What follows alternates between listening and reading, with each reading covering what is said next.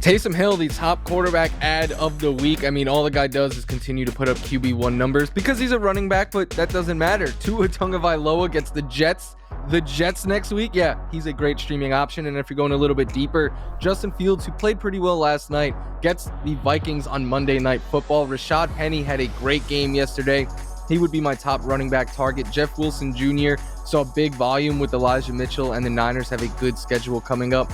Phillip Lindsay, just because Savon Ahmed and Myles Gaskin are on the COVID list, and they get the Jets next week. And then the Lions running backs, just in case Swift and Williams cannot suit up. Craig Reynolds and Godwin. Igwe Bukwe were splitting the work there yesterday. And then some receivers.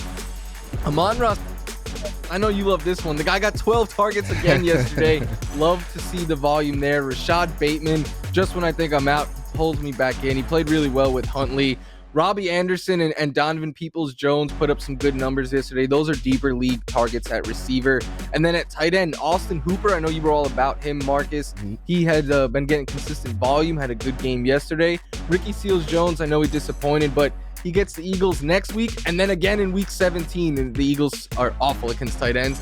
And then Gerald Everett, who is a red zone specialist, it's looking like, for Seattle. So if you're going a little bit deeper at tight end, you're hoping for a touchdown, I think he is a good candidate of scoring one. One thing we know about Seattle tight ends is that Russell Wilson does like looking for them in the red zone down near the end zone. The rest of the field, he seems to have tight end blindness, but in the end zone, he seems to find them. Rashad Penny on that list, and coming into the week, Pete Carroll said that he did have big plans for Rashad Penny. I didn't think it would be, top 5 running back, fantasy running back type plans for Rashad Penny, but here they are. Rest of the season, and we talked about this with DK Metcalf, at the Rams, home against the Bears, home against the Lions. Is he startable for the fantasy playoffs?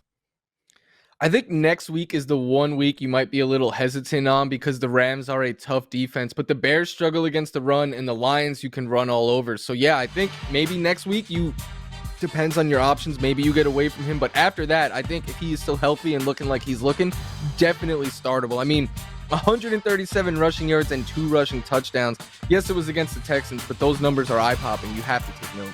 And I think just, it's the fact that the volume is there for him. I mean, no matter what Russ does or how well or poorly the passing game is going, Pete Carroll wants to run the football, and it looks like Rashad Penny for the foreseeable future is the guy. So at a time when there's so many running backs hurt or just missing or just not getting the football, looking at you, Jacksonville, Rashad Penny is as viable an option as anybody out there right now.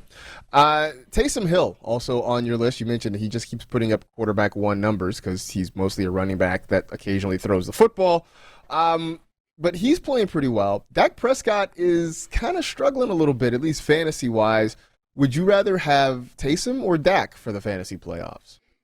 I never thought I would say this, but I'm slightly leaning towards Taysom Hill. It is close because of the upside that Dak possesses, but Taysom Hill has now made 6 starts in his NFL career as his starting quarterback, and he's averaging almost 22 fantasy points per game in those, with at least 17.5 in each of them, over 20 in 4 of those 6 games. And this year in particular, 73 rushing yards and then 101 last week, like over 20 fantasy points in each. I know it's not always going to look pretty, but he is going to run a lot. He is going to get the ball near the goal line and run there. And like next week against the Bucs, yeah, maybe they're trailing.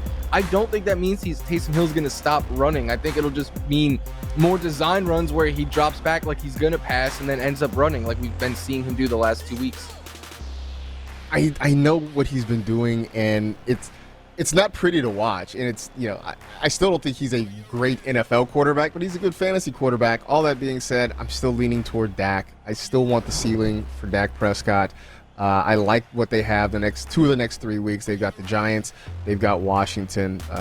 Week 17 is the Cardinals, which might be a different situation, but I just want the upside of Dak Prescott. And maybe this is me just sort of grudgingly not wanting to pivot to Taysom Hill, because I think the whole thing is just sort of weird, and Sean Payton's trying to force a square peg into a round hole. So maybe I end up having egg on my face at the end of this, but I think I still just want the upside that you get from having Dak Prescott in your lineup. So, all right, so if we're going to go with a top waiver wire target, you somehow have your top priority, you miraculously still have some fab dollars in your pocket, Where are you using them? My top waiver wire target would be Rashad Penny for all the reasons we just discussed. But I will say, if you've been streaming quarterbacks or whatever, like whatever you need to do to make your starting lineup as strong as possible should be your top pickup. So if you need a quarterback more than a running back, go get Taysom Hill or Tua. So worry about your starting lineup and then worry about depth secondary. I think that's probably a smart point. I would say that I would also keep a really strong eye on Jeff Wilson Jr.